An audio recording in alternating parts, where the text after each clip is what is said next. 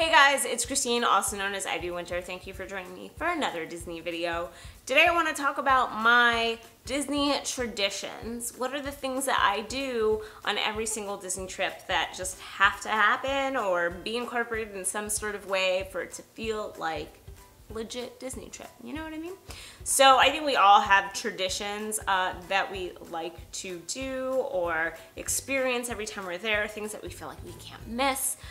So these are some of mine, super subjective, but of course I would always love to know yours, so definitely comment below what are the things that you do in Disney, like almost every trip, or it doesn't feel like a Disney trip, I get it. So first is always riding the Magical Express there. I could take a cab, sure, I mean a lot of us could, and it might be a little faster to be completely honest. We know that like scanning your band, waiting in line, getting on the bus, and then sometimes waiting for the bus to leave can be a process. It also stops at a bunch of different resorts. Yours might not be the first.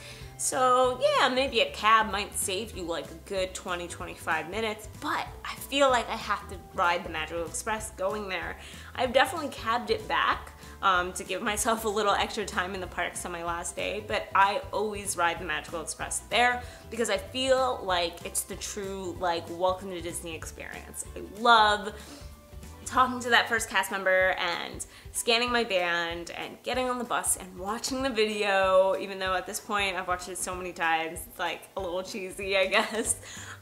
Listening to the music when you're waiting in the line in the airport, they've always got great music going on. And I don't know, just the experience of getting to your resort and being on a bus with a bunch of other people who are super excited, like that's always really fun. You can always tell who the first timers are, and like there's a vibe to it that's super, super exciting. When the bus drivers count down to going under the Disney World resort sign, it's great, and I feel like I'm lacking something if I don't actually take the Magical Express there.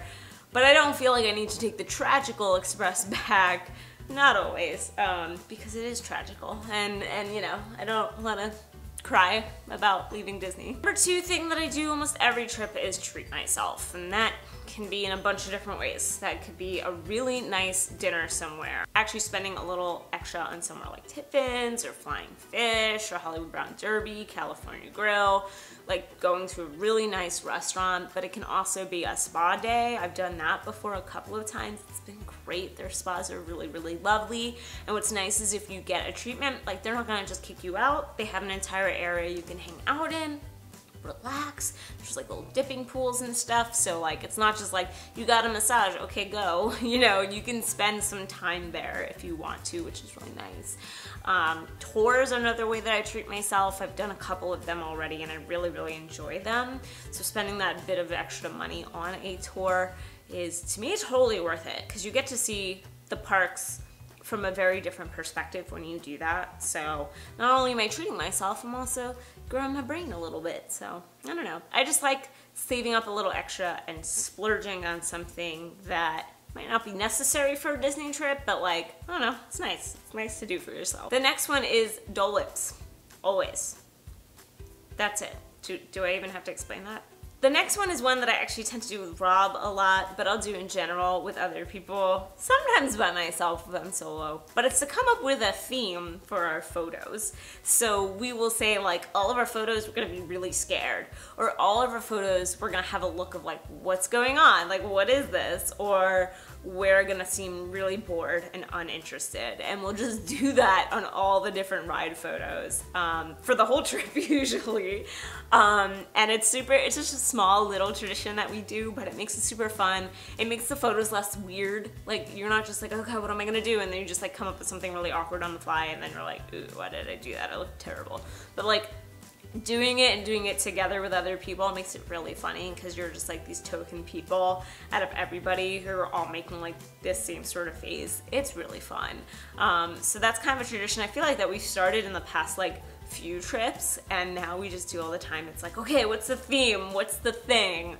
And then we just run with that for the whole trip. My next one is buying a Venetian mask in Italy. I have a bunch of them. I think I actually broke one not too long ago, sad, when I moved here actually to this current apartment.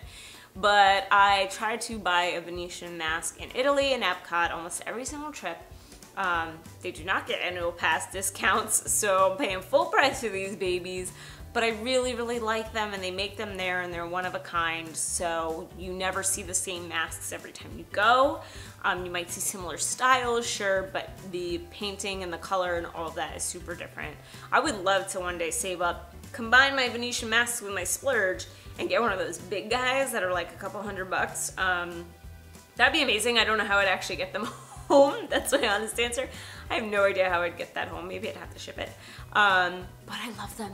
There's just something that I've loved about them, probably since college, and now it's just a tradition to go there and get one. And then lastly, to end my trip, is to say goodbye to the parks, which was something I actually spoke about in my most recent live stream.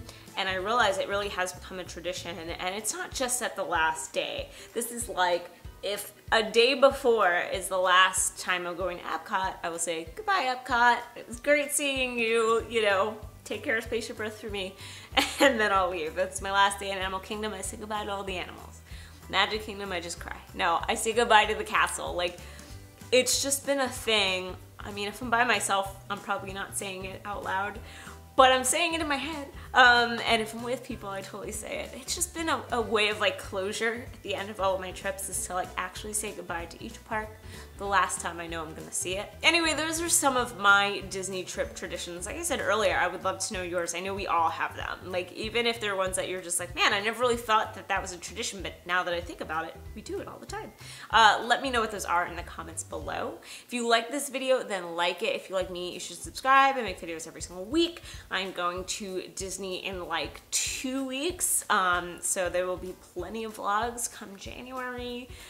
Maybe a new We're Not the Same Disney World, some other cool, interesting stuff. I mean, Rob will be there too, so we're gonna be, you know, doing some videos together. It's gonna be a good trip, so stay tuned for all the stuff that's gonna come out of that. As always, thank you so much for watching. I know it's a really busy time of year, so the fact that you're like spending any time with me at all is wonderful. Thank you so much, and have a great rest of the day.